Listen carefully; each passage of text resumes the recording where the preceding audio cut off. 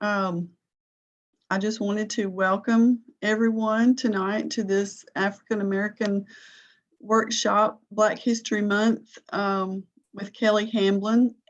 Kelly is the Executive Director of Wolfgap Education Outreach, and Wolfgap is a nonprofit that provides our community with unique and accessible learning opportunities.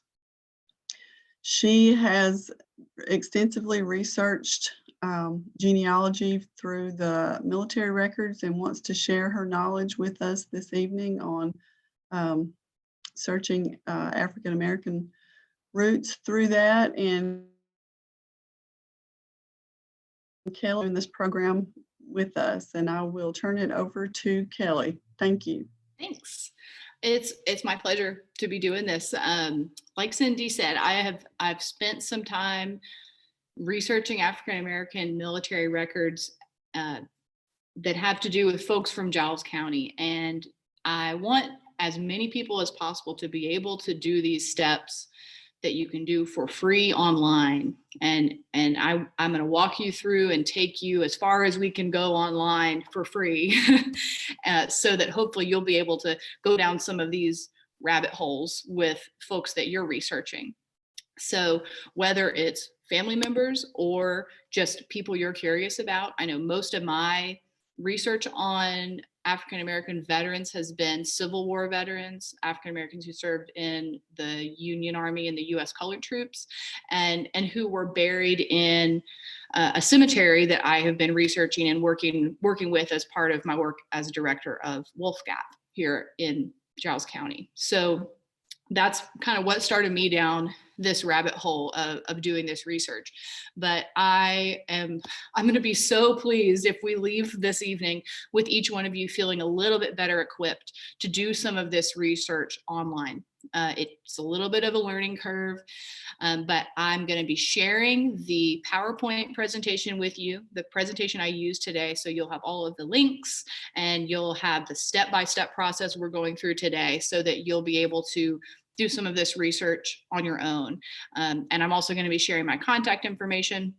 So if you have any questions or run into dead ends or not sure if you've shaken all the trees, then I'll be happy to help and answer questions.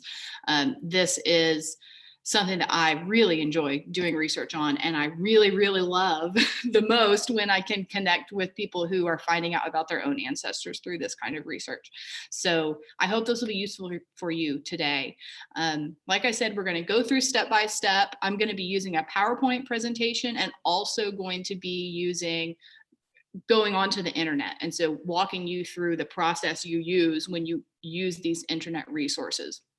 So hopefully it'll be useful for y'all. And there'll be a period for question and answer at the end, but you can also, if you think of a question in that moment, put it in the chat.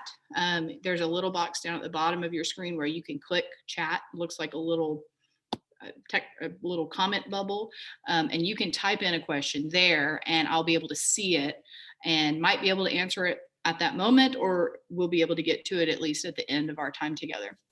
So hopefully that can be helpful for y'all too, because I want to make sure this is useful to you. And if I am saying something that doesn't make sense, I don't know, wave your hand around and hopefully Cindy or Brianna will see you and can unmute you and make sure we get to answer your question.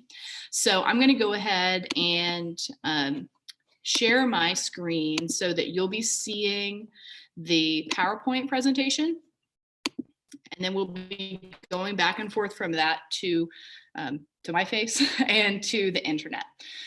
So the objective today, like I said, is getting you familiar with the free online resources to research African American military records. And you'll see that there's going to be some places that I have to say, you're going to have to go off of the internet for this. You're going to have to go in person or request some materials from the National Archives, for example. So we'll go through that, but there's a lot you can do for free online.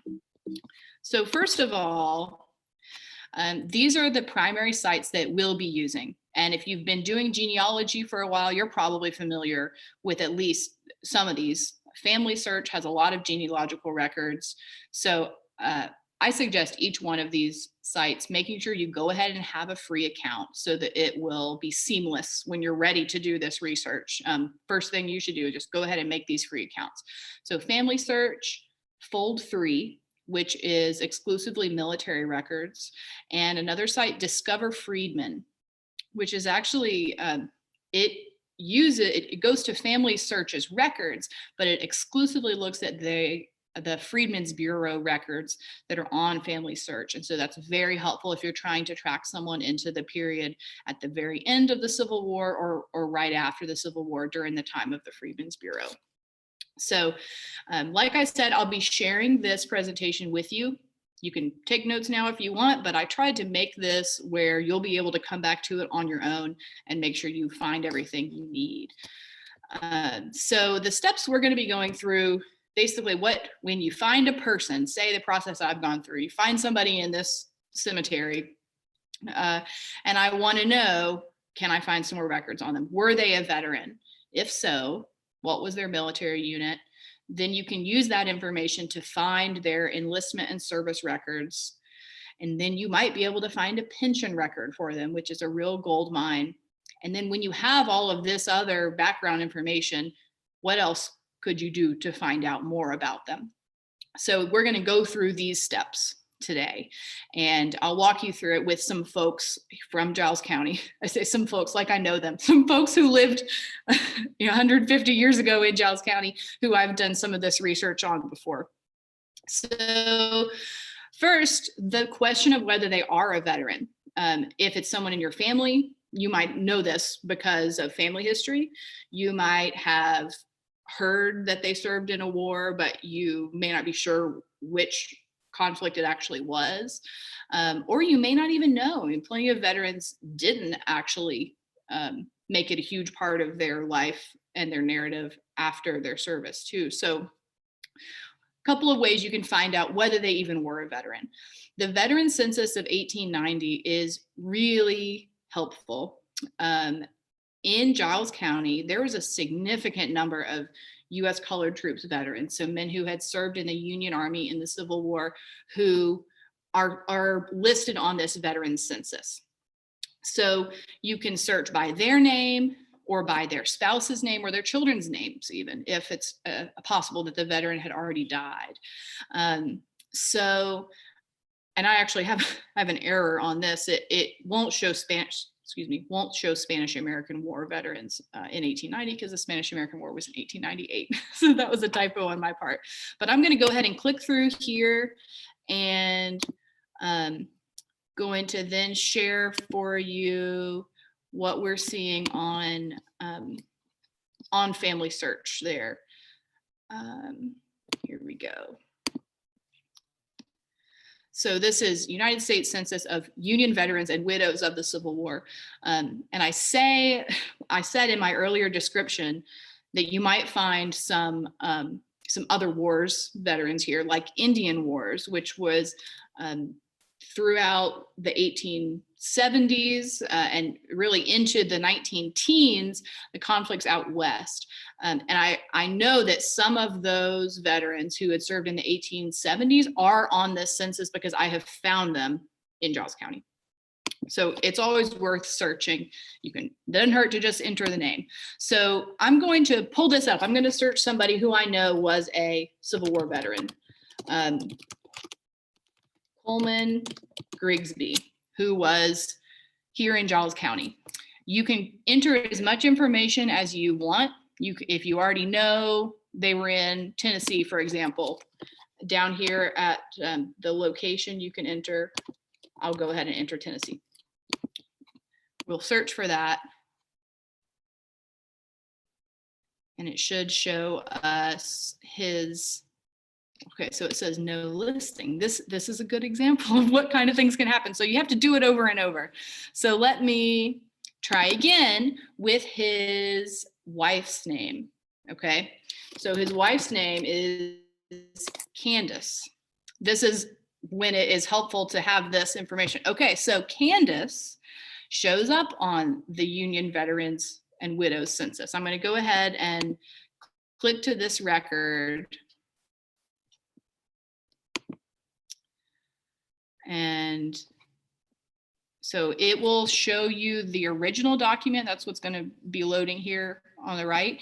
And it'll show you the information that comes from that. I'm going to view the original document. I always suggest clicking through and viewing the original document, because sometimes they transcribe things incorrectly, for example, or you might see some other interesting information. So this is, if I can zoom in, here we go. So Candice Grigsby is in District 9 of Giles County. So we can see from the information up here at the top, it's in Giles County. They've already indexed that for us. And here's Candice Grigsby. So I happen to know that her husband Coleman had died 7 years prior. So that's why she's listed as a widow on this veteran census. But you can see there's veterans men listed alongside her who were in her district at the time and got taken in the same census. So say Thomas, I wonder if maybe that's Walden. I don't have as good resolution on this. So it gives you some information about his service in the military. He was a private in Company I of the 110th Infantry from Ohio. He enlisted in 1862. So you can get some details just from this veteran census, for example. So now I'm going to stop sharing that and go back to our PowerPoint to show you some of the other ways you can look for a veteran. Okay, so the veteran census is really neat, is really useful, and you can even browse a neighborhood basically by browsing through those census files, because they, I'm sorry, my lights are on an automatic timer and they just went off in this room. I know you can't see me right now. There, they came back on, my apologies. So that's a great place to start if you think you are looking for a Civil War veteran or someone who may have served just after the Civil War in the Indian Wars. You can also go to this master index on Family Search. I'm gonna open that up to share that page too. So this is the master index from the Veterans Administration. So if you think someone served in World War I, this is where you need to search, because this begins in 1917. Now you will enter the same kind of information. You enter all the information you have, basically. And just like you saw with the first person I searched, Coleman Grigsby, it didn't turn anything up.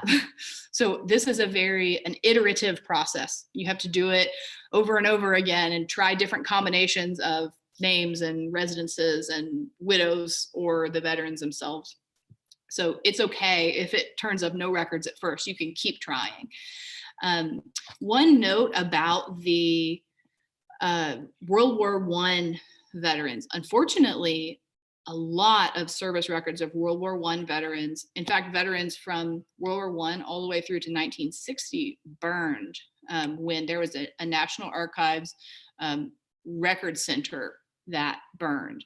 So there are not many records available for World War I soldiers, unfortunately.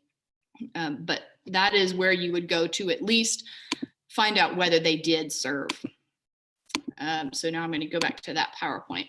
Okay, so part of that first question, are they even a veteran? You might find them on one of those indexes, or maybe you don't find them on one of those indexes, but you really think they are a veteran. That's very possible, that they didn't make it onto that 1890 census, or they slipped through the cracks. So you can go specifically to databases of listing everyone who has ever served in the military, basically. The National Park Service maintains this website. That was the first one I have listed there. I'm going to change over to this website now.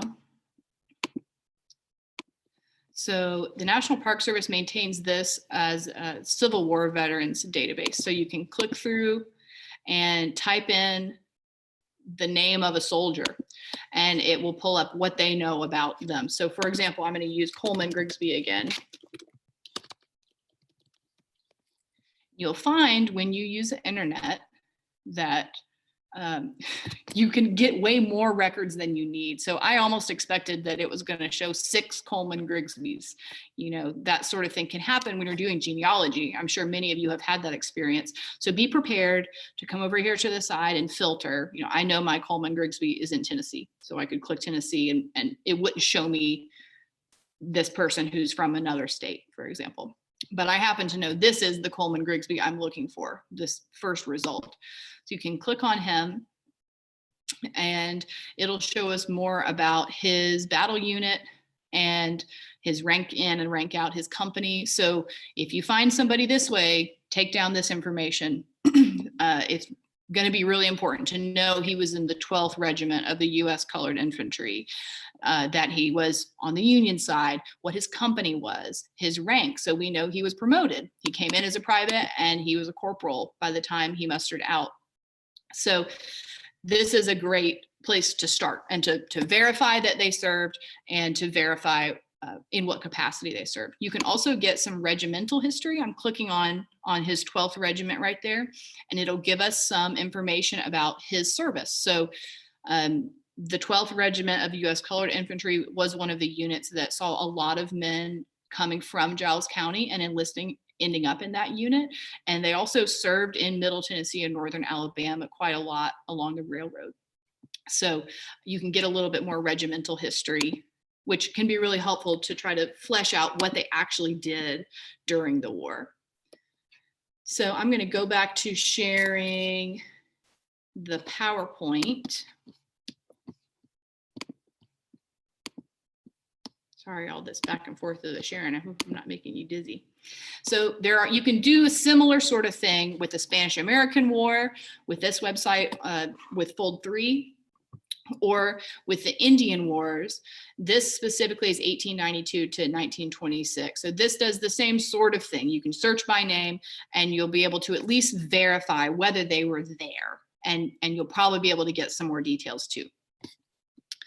So I'm just going to stop share real quick. And I'm glad to hear that one of y'all has used that National Park website before too. And I hope, let's see, Montoya Barker, I'm trying to see, there you are. Hi, I was trying to see the people whose images I at least can see. That is a really helpful place to start. So I'm glad that you found that useful before too. So the next thing, so you found they are a veteran. Okay, great. Next, you got to figure out what was their military unit. I already talked about this a little bit. You probably already found this information if you found them listed as a veteran. It also happened, especially in U.S. colored troops during the Civil War, that they could have been in 2 different units at 2 different times. For example, a lot of men who enlisted here in Giles County were in what was called infantry of African descent, the 3rd AD infantry, which was then reorganized into the 12th and 13th. So sometimes that happens. Just take notes of everything that you find because you'll probably see them listed both ways.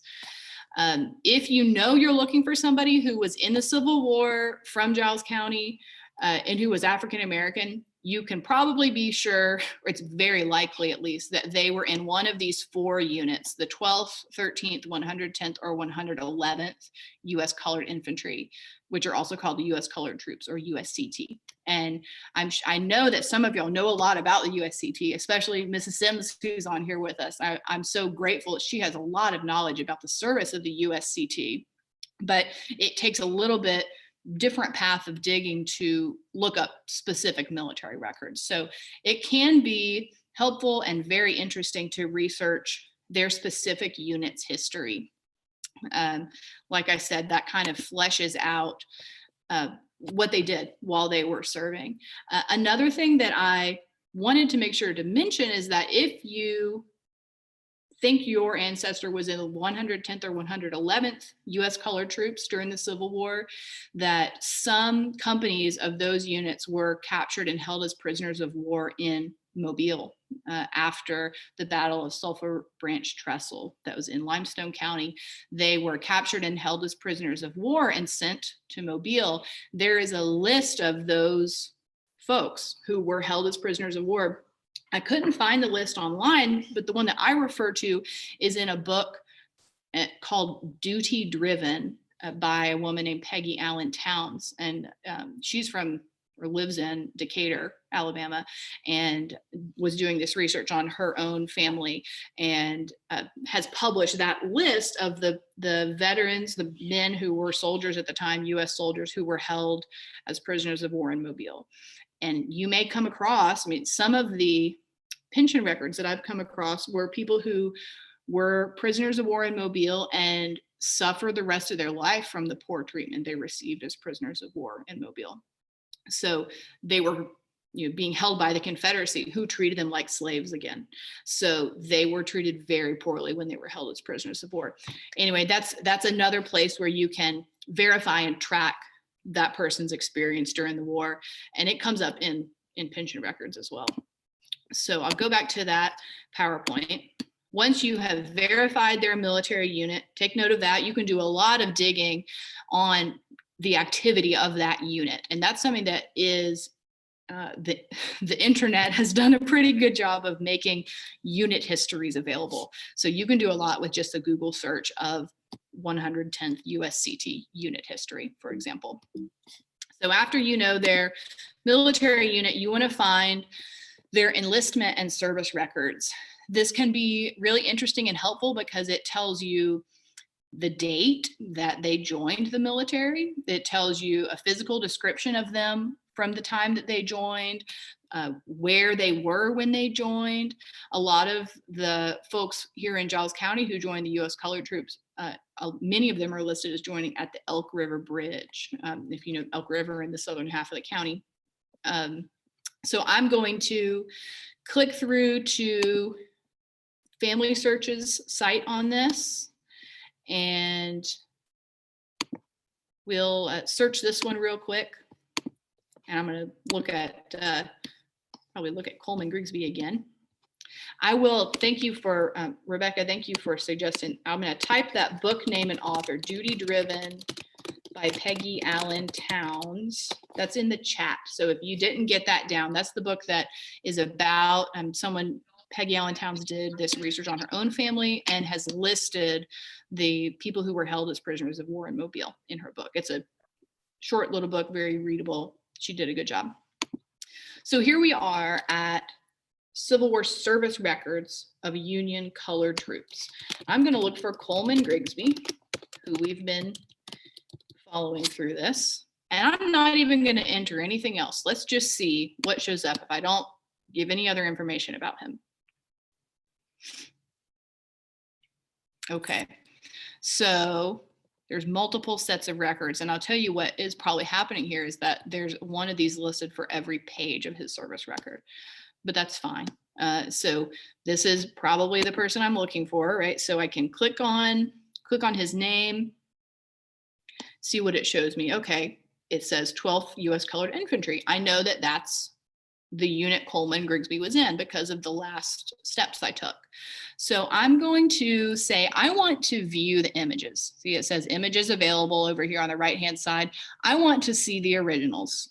It's like I had suggested previously. So that's going to take us to Fold 3. This is the site that specializes in military records. And we're going to be able to browse through his enlistment and service records. All right, this one, let's see.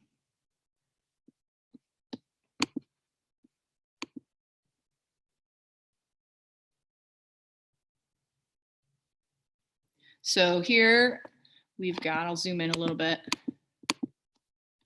These records are going to show us, this is kind of started at right in the middle of this set of records, because this is just his muster roll.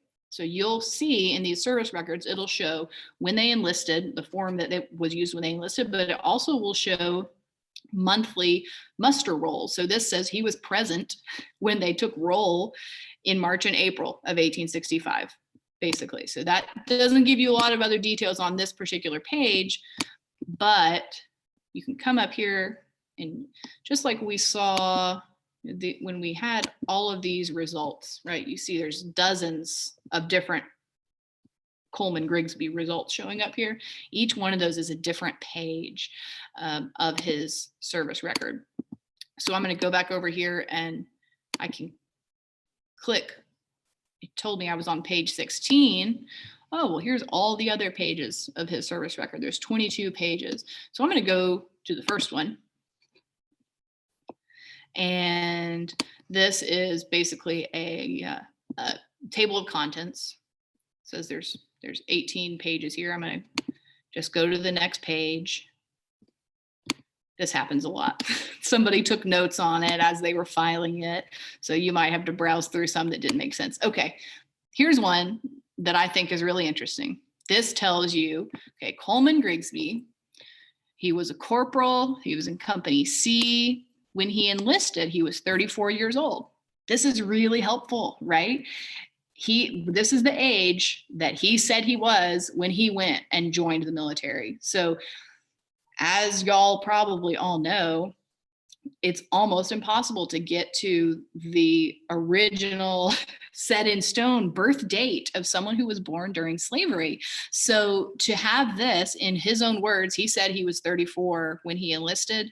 That's very valuable, right? That's almost as close as you're going to get to the real birth date. It also has his height, 5'5". He had a dark complexion, dark eyes, and dark hair. Things like that I always find really interesting. And especially if you're researching your own family, just to know that he was kind of short, right? He was 5'5". Things like that really bring it to life.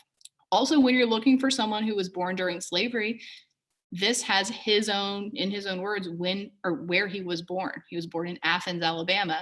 That's really valuable for tracking someone's life during slavery, right? Occupation, this is an abbreviation that means servant. You basically never see slave written as this occupation, but you might sometimes see if someone wasn't enslaved, blacksmith. It might say blacksmith. If they were a carpenter, it might say carpenter. But if it says servant, that generally just means they were enslaved. Then has the date of his enlistment, July 31st, 1863 at the Elk River, and who enlisted him. It was for a term of 3 years, which was standard for U.S. colored troops service in the Civil War. So good question, John. You can access the Fold 3 information through Family Search without a subscription to Fold 3. So what we just saw on Fold 3, the line is gray about which things you have to have a paid subscription for and which things you don't, but you can get the information out of it from Family Search. So use Family Search first. I suggest, I list a lot of different resources in these PowerPoints, and some of them are kind of duplicates of each other. And that's for this reason, that sometimes they get kind of funny about which things you have to pay to subscribe to be able to have access to. So you can go through, come at it from different angles to try to get all of this information. So I suggest starting with Family Search. But you can see how that enlistment record is really neat, right? Just that one little thing told us some things that we wouldn't have known, that let us see Coleman Grigsby as a full person, right? We know how tall he was. We know how dark his skin was. We know when and where he was born. So just that is actually a pretty big step when you can find the enlistment and service records, which are generally pretty consistently easy to find. So I hope everybody can at least get to that point with the people you're looking for. And if you can't, send me an email, because that's why I share my email at the end.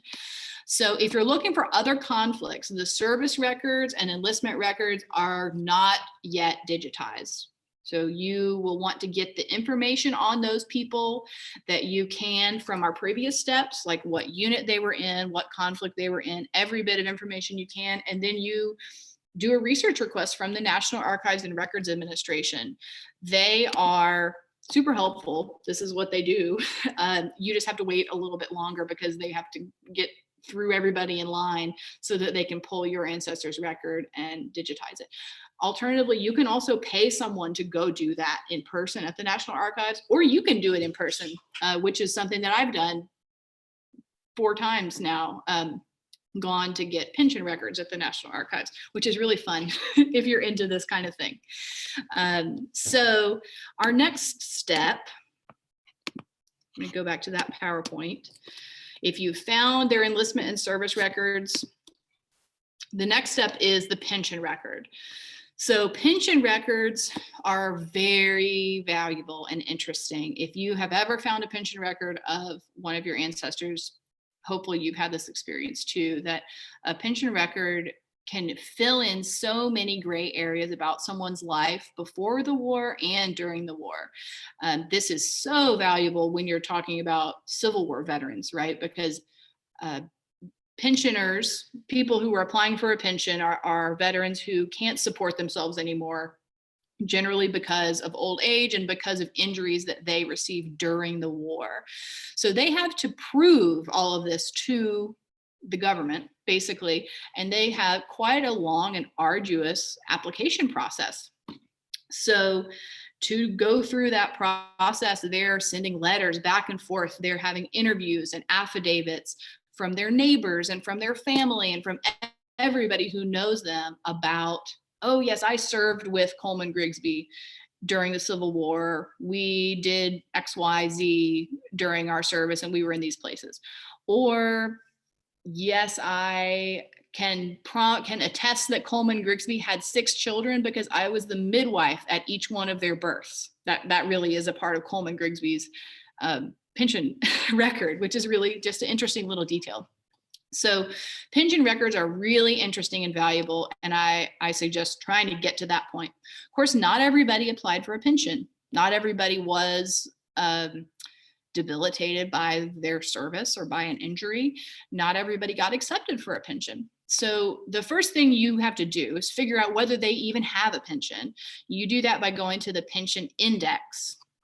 And I'm going to click on this one here at Family Search.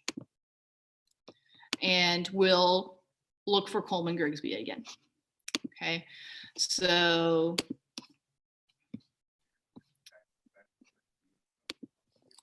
so Civil War and later pension index. I'm going to say Coleman Grigsby. Not going to give any other information. Just search from there. Let's see what turns up. Okay, Coleman Grigsby. This is probably him. So I'll click on this. And it's going to be showing me the information from his index card. So that is the one that there was actually a screenshot of that on the PowerPoint. So you want to see the actual image. So you want to click through to see that. And I can tell you what it's going to show you. For the sake of expediency, I'm just going to, it shows you this card that is here on the PowerPoint. So this has Coleman Grigsby's name. It has his widow's name, Candice Grigsby. This tells us that it was the widow, Candice, who applied for the pension after her husband had died. She was having a hard time supporting herself and her children, and she's applying for a pension for that reason. So his unit, it's important to make sure, because some names are really common, you know, John Brown, there's a million John Browns, and they served in a million different units. So you want to make sure you're looking at the person you were intending to find by verifying this is the right unit here on the pension card.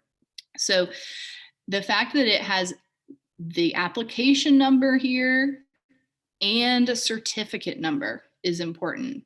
So that's because I'll pull up this other example of another person's pension card, because this tells us whether or not they received the pension. Like I said, a lot of people applied but didn't actually get one. And this tells you whether it's worth going down the rabbit hole trying to find the pension application. So this is Wade Bledsoe. He served in the Indian Wars. He was also from Giles County. So this is someone else who's buried in this cemetery who I've been researching. So it tells us his rank and his unit. You can see that the invalid, that's the veteran, right? Because you're applying for this pension if you're an invalid, you can't support yourself. He applied for a pension in 1888. This was his application number.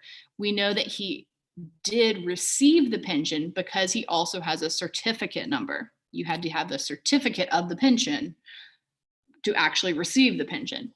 Later on, after his death, his wife applied for a pension in 1922. She applied, here's her application number. She did not receive that pension because she doesn't have a certificate number here. It seems a little bit like splitting hairs, I know, but that's actually an important detail. If they have just the application number, there's probably some kind of file on their pension record because they had to send in an application. But if they actually received the pension, you might have hundreds of pages of pension records that you could access for this person. So that's really valuable. So you want to find that index first.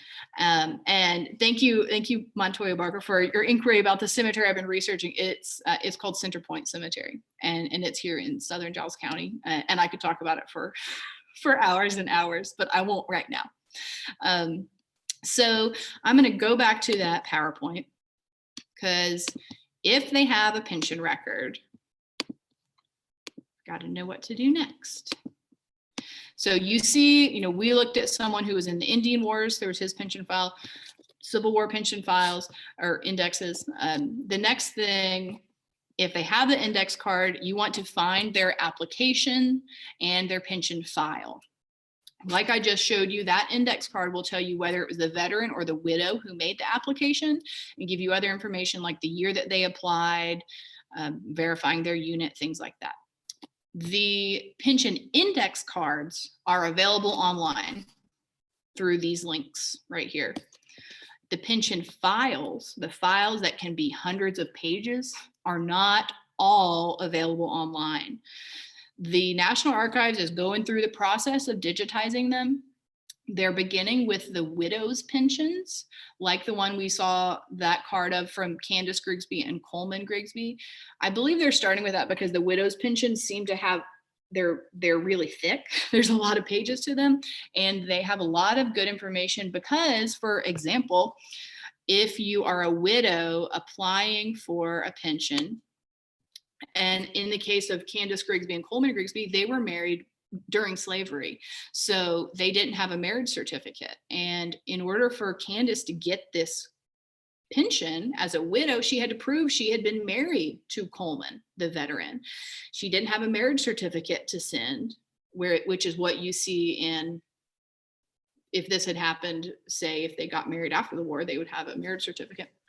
So instead of a marriage certificate, Candice Grigsby had to submit affidavits from literally dozens of people who knew her and Coleman during the time of slavery.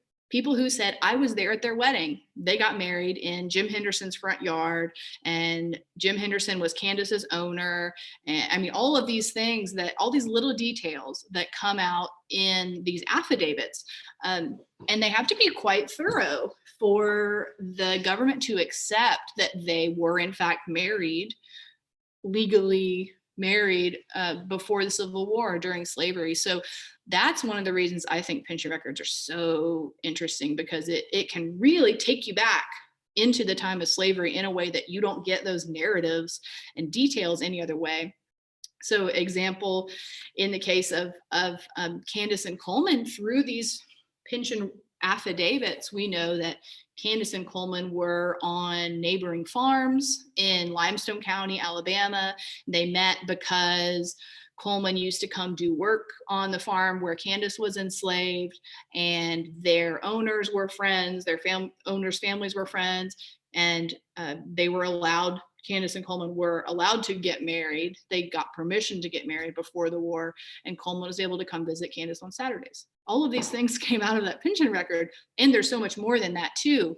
But that's just an example of why it's worth getting that full record, because it can really include a lot of interesting details.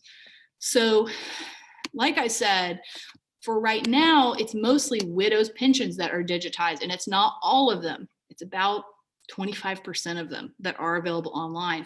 Fortunately, this does include records from some Giles County veterans who were in some companies of the 110th and 111th U.S. Colored Troops. So I'm going to go to this and search and show you one of those pension records. But just know that if your veteran has one of these pension index cards, one of these, they have a record out there. Whether or not it's digitized, it's there and you can get to it. If it hasn't been digitized yet, you can go to the National Archives in person for free, which is what I've done. And you can take pictures of it, read it, scan it. They will help you. They're very helpful there. This is at the archives in Washington, D.C. Or you can hire a researcher to find it and scan it for you. There are companies who do this, and it's all they do is scan military records. The one who I've communicated with, I'll put it in the chat. The one who I've communicated with is called Golden Arrow Research. He has not done any research for me, but he has answered questions for me. And then you can also get the National Archives to digitize it for you. You'll just have to wait a little bit longer because they have a longer line. And you do have to pay, I want to say it's maybe about $80 for the National Archives to digitize it. And it's comparable if you were to get someone like Golden Arrow Research to do it. So I'm going to click through and we're going to look at a widow's pension on fold 3 so that you can, this is someone who is from, oh, John Lancaster had a good question. Is there a limit to the number of pensions they will let you have per visit if you go in person? You can only hold one file at one time, only one person's file in your hand at a time, but you can view as many as you have time to do, which is exactly what I've done when I've been there. Like literally you pull a dozen people's names and you're just going through and taking pictures of them is what I've done. So it's only a matter of time. You can spend all day, you can spend 4 days there, which is what I've done. But that's great. I mean, that's one of the services that the National Archives provides for us, is that if you can go in person, you can research to your heart's content. So here, Civil War widows pensions, I had linked right there. These are about 25% of them that have been digitized so far. I'm going to search someone who I know has one of these. Okay, she's from Giles County. She's buried in Center Point Cemetery. Her name is Clarissa Henderson.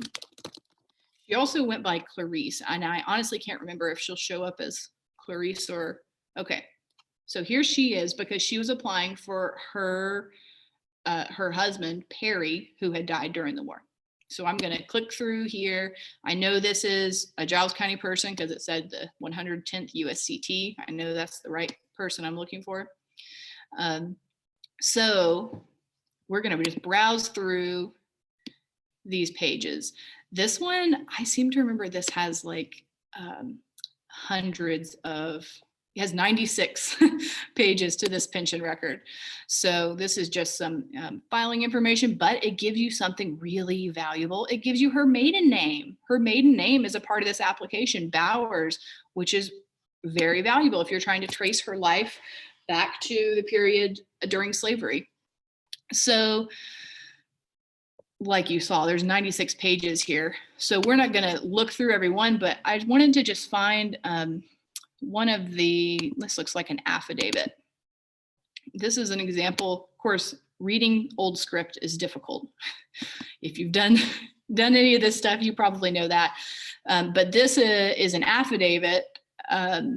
Looks like that was Clarissa herself, or Clicey, she went by too, who signed that one. This is one of the pension forms. There are usually a variety of different, sometimes there's things, little just notes that are written on scraps of paper that got mailed into the pension office. But the really good stuff is in those affidavits. You don't get as much out of the forms like that. But as you browse through, you can really find some gems. So that's what a pension record looks like.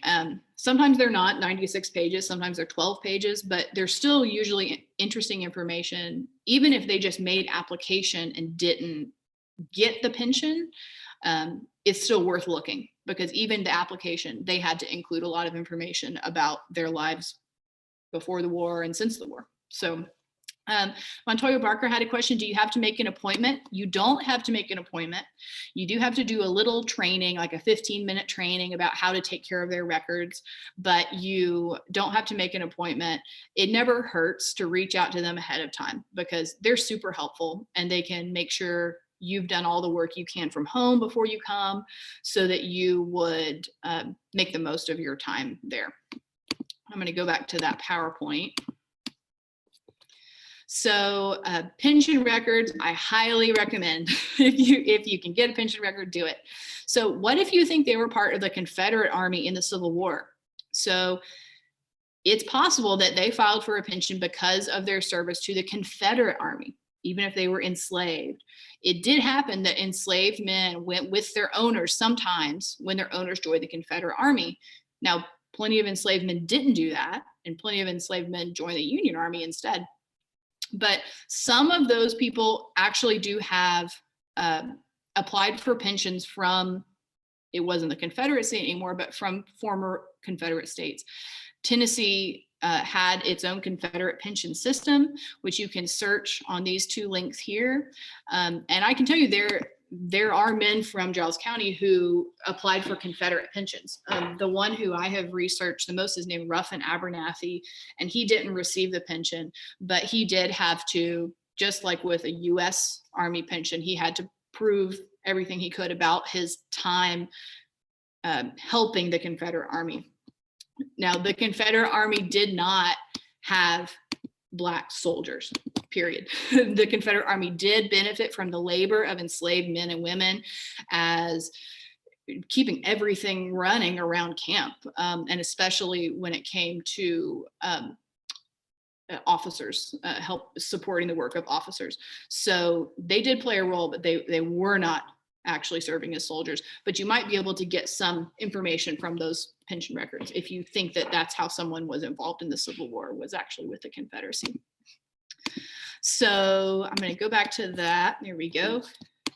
So once you know all of that, what else can I find out about them? You've actually gotten some other interesting information, right? You know things like where they were born. You know things like when they were probably born.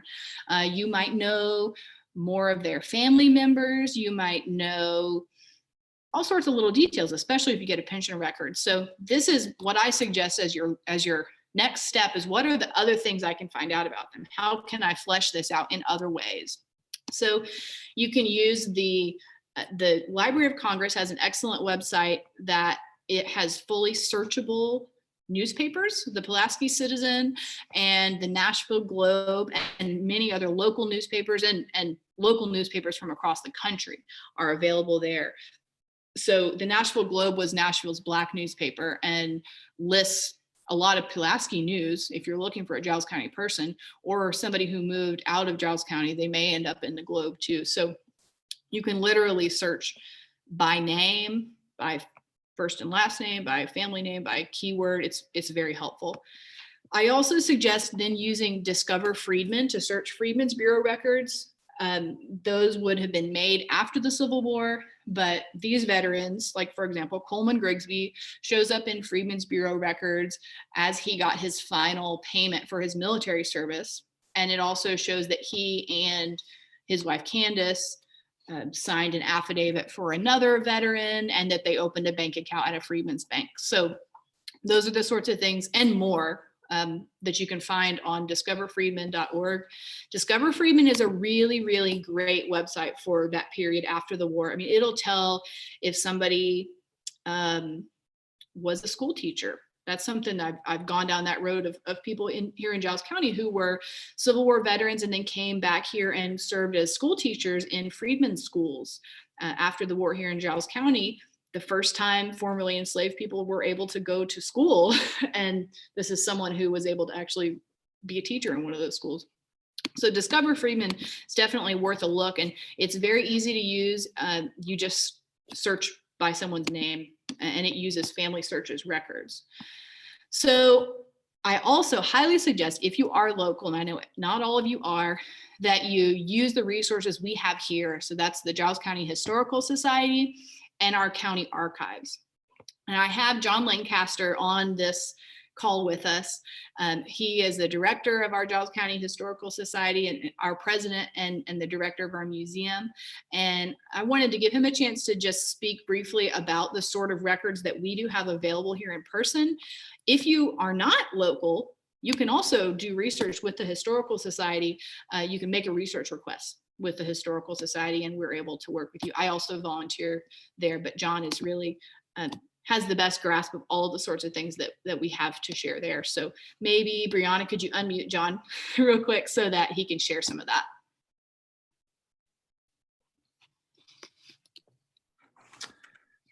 Hello, thank you, Kelly. I appreciate you including me with this workshop. The Giles County Historical Society. Can everybody hear me all right? Good. I'm seeing nods. Great. So the Giles County Historical Society does have a lot of information that unfortunately is not available online as yet, but we do have a research room open to the public 6 days a week during normal business hours of 10 to 5 or 10 to 4 on Saturday. We have microfilm machines here, which allow you to look at microfilm like the Nashville Globe that Kelly was talking about. We also have some Confederate records of men who signed up from Giles County. Also a number of books on Civil War soldiers and veterans, including the set of Tennessee Civil War Veterans Questionnaires, which is both Confederate and Union soldiers. And a number of them in this questionnaire gives you, like Kelly was talking about, the pension records has a lot of interesting questions they asked the veterans.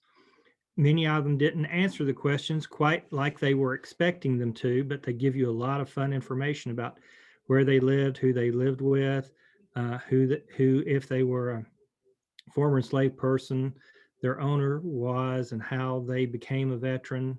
Lots of information like that. We also have other records available, duplicated like what they have at the county archives, like some deed records, as well as earlier court records and deed records, I should say. And also on microfilm, we have a reel that is also at the Tennessee State Archives, where a woman on a plantation wrote down the births and deaths of the enslaved people on the plantation, and even continued doing that after they were freed if she was still in touch with them. And that is a great resource as well. Just a little microcosm of what was going on here in Giles County. Also, we have family files. Most of them are filled with information that has been donated to us or shared with us, primarily of white families, but there's also a lot of African American families in our files as well. And I've been working on trying to separate those, like Kelly mentioned the Abernathy gentleman earlier. We have almost a whole filing cabinet drawer full of Abernathy family materials. So going through that and separating the African American Abernathys from the white Abernathys is quite time consuming, but also makes it a lot easier for researchers when they do come here. They don't have to dig through all that when they do, and help save them time. Also, we have lots of past historical bulletins, again, not available yet online, but we're working on an index for all of them. And there are a lot of stories and anecdotes, as well as family genealogy that includes African American families here in Giles County. Trying to think of what else we might have. We have other things that are more 20th century as well, like high school annuals, yearbooks, church records are really a good source of information too. Kelly didn't talk about. We have binders on many of the churches here in Giles County, including African American churches.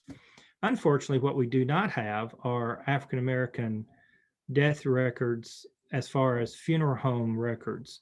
The 2 funeral homes in the county have not been interested in sharing that information with us as yet. We're hoping that might change in the future. So I don't know what else to tell you, Kelly and everybody. I think a few people might have had. Yeah, I some think questions. that covered a lot of it. And Montoya Barker had asked if she could submit a research request online, and you can send us an email. John's the one that answers the email, right? historygilescounty@gmail.com. Mhm. And I'll write that down or put it in the chat. And you can also, you a lot of times if you make a request, you'll talk to John or one of the other researchers on the phone also to make sure we're clear about your request. And the Historical Society will do an hour of research for free, and then subsequent hours are $10 an hour for the labor of our researchers. And you can also join the Historical Society. We welcome members. I'm the editor of our bulletin. We try to put out things of interest on a quarterly basis in our bulletin publication. So anything else, John? Just to add,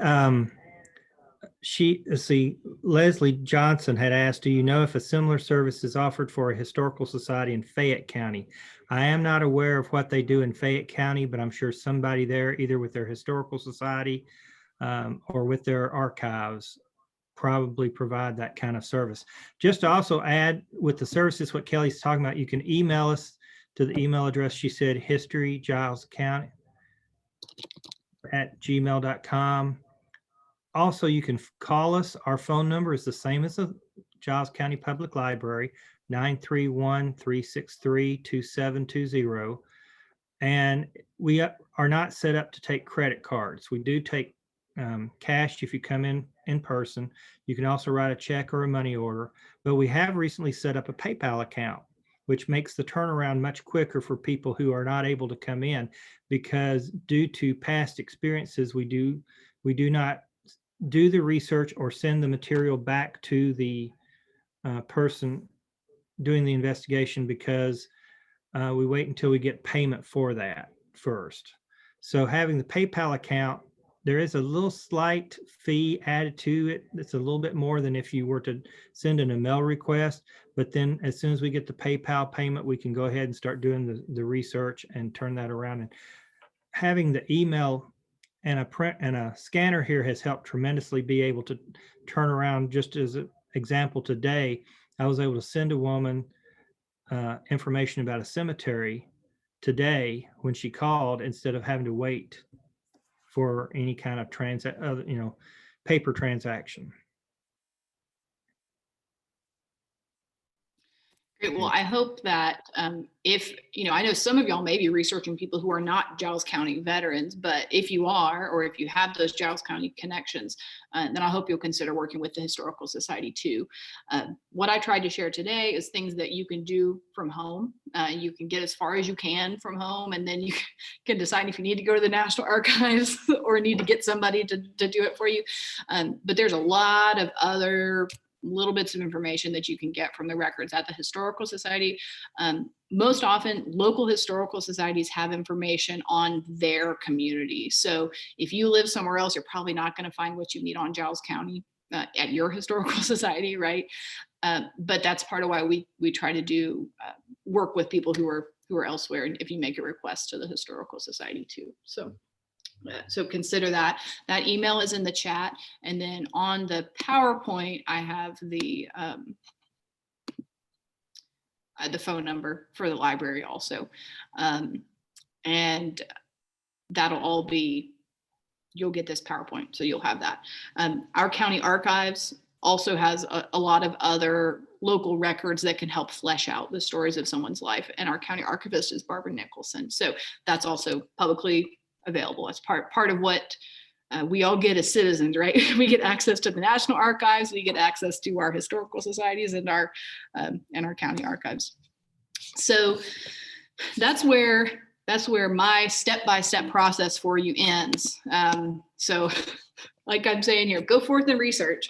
I will be very happy to help with questions or dead ends. I really like doing this. So this is my information. I'm the director of Wolfgap Education Outreach. We're a nonprofit here in Giles County, and we focus on providing innovative educational experiences for people of all ages. So trying to tell stories that haven't been told before, whether that's about the people who were buried in Center Point Cemetery, or the people who served in the U.S. Colored Troops, or just the stories of Giles County and our land over time.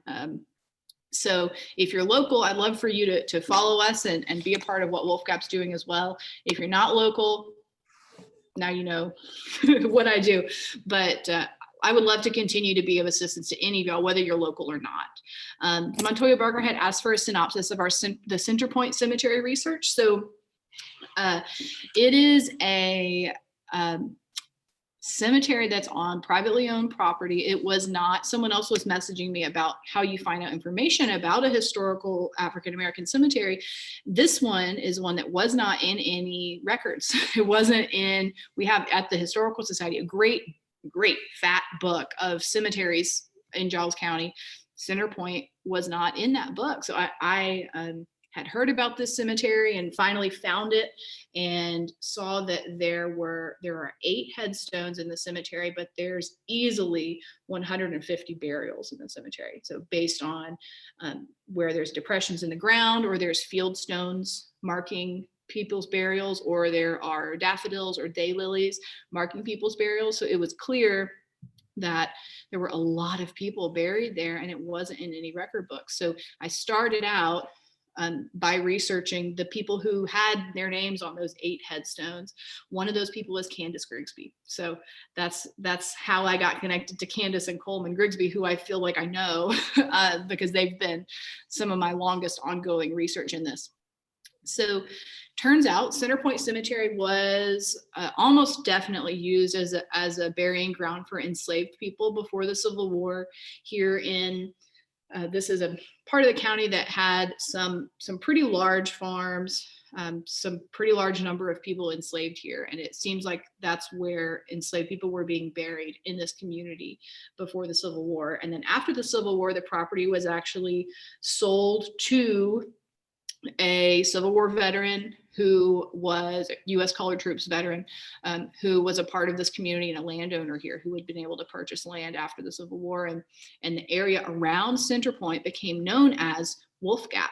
And that's actually the namesake of our organization, is named after this community that was a predominantly African-American community from the 1870s until the 1920s, basically.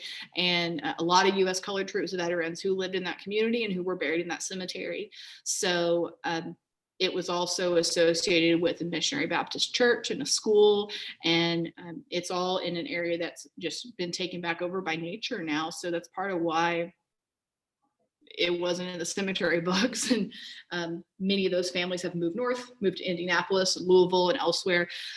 So that's kind of why I had to start digging again on that. So that's some of Center Point. And if you get the Historical Society Bulletin, of which I am the editor, I've been writing about Center Point in the Bulletin, and I'm going to continue doing so. So that's one of the benefits of being a Historical Society member. But thank you, Montoya, for your interest in Center Point. I could talk about it for hours more, but I suggest to all of you, go down some of these rabbit holes because these records are really interesting and give you some things that a census doesn't give you, and can also connect you back to the period of slavery and the period where you can lose these people sometimes. So I hope this has been helpful. If anybody has any other questions, this is a time you can wave your hand around and Brianna will unmute you, or you can put them in the text box now, in the chat box. You will also get that PowerPoint. I'll remind you again. So it has my email address, my contact information, and all of the links that I used today. And hopefully it will be step-by-step for you if you want to do some of this on your own. So thank you, everybody, for your attention and for attending. And I hope that this was new information. I hope that this is helpful. And I really, really hope you find some interesting things using some of these skills. So yeah, I'm glad that we were able to do this in a virtual format so that everybody could participate safely and even from far away. So yeah, if there aren't any more questions, then I guess we'll be done for the evening. Thank you, Kelly. It was very informative. Yeah, this was my pleasure. All right, I'm not getting any questions on the chat yet. I'm not seeing anybody waving their hand around. So we might be all clear to say good night. Thank you to everybody who's a part of this. Like I said, I hope it was helpful. Yes, thank you all for attending, and it will be available. We've recorded it, so we'll be sending that out. So if you have anybody else that would like to get this information, that will be very helpful for them. Yeah, definitely share for sure. And like I said, don't be afraid to ask questions. You can contact me. All right. Well, thanks y'all. Thank you.